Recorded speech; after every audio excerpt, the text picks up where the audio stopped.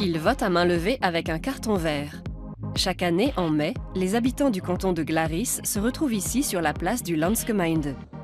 Ensemble, ils déterminent la politique de leur canton, dont on peut dire qu'ils sont les vrais dirigeants. Leurs décisions ont valeur de loi. Le pouvoir aux citoyens. L'un d'eux s'appelle Matthias Zopfi et a 29 ans. Je trouve que ça marche bien et en plus il fait beau, contrairement aux prévisions.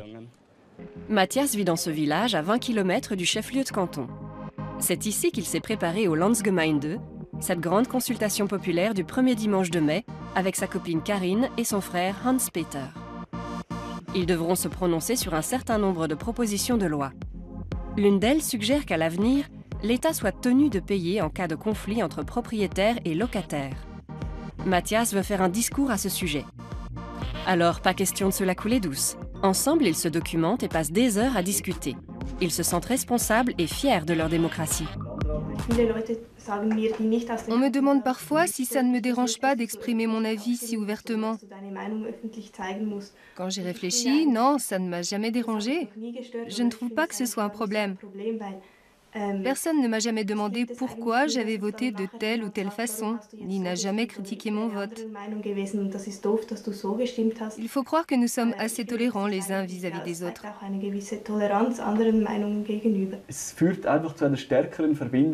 Le Landsgemeinde crée un lien plus étroit entre le citoyen et l'État. Dans ces conditions, la politique n'est plus quelque chose d'étranger qui appartient aux seuls élus, c'est-à-dire à des responsables politiques sur lesquels on n'a d'influence que lorsqu'on les élit tous les 4 ans. Ce système nous permet d'exprimer notre avis une fois par an. Et selon moi, on pourrait prendre le risque d'appliquer ce modèle à l'échelle européenne. Dans le canton de Glaris, ils risquent la démocratie directe depuis 1387. Une marche solennelle réunissant des membres du gouvernement cantonal, de l'armée et des différents partis ouvre traditionnellement la cérémonie. Matthias suit le mouvement en tant que représentant des Verts, sous le regard fier de sa petite amie.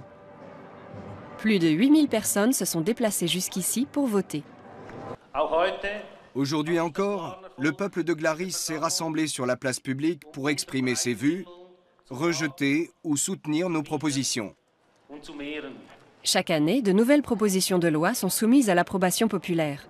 Cette fois, il est question de taux d'imposition.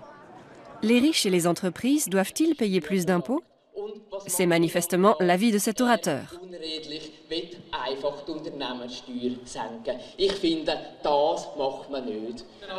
Le public, lui, reste calme. Les Glaronnais écoutent patiemment. Applaudir ou interpeller l'orateur serait mal vu. Puis vient le moment du vote. D'abord les voix contre, puis les voix pour. La motion est rejetée. Les choses resteront comme elles étaient. Ainsi en ont décidé les Glaronnais. 50 jeunes Européens ont été invités à assister à ce Landsgemeinde. Ils voulaient voir de plus près comment fonctionnait une démocratie directe et ils sont impressionnés.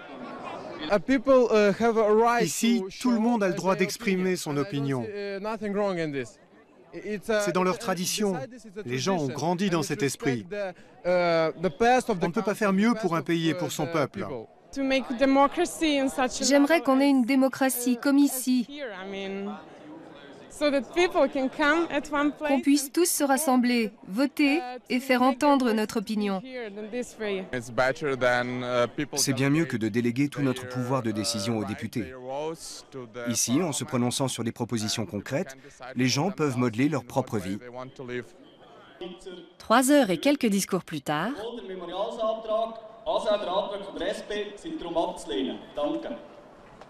plus d'une demi-douzaine de décisions ont été prises ce jour-là.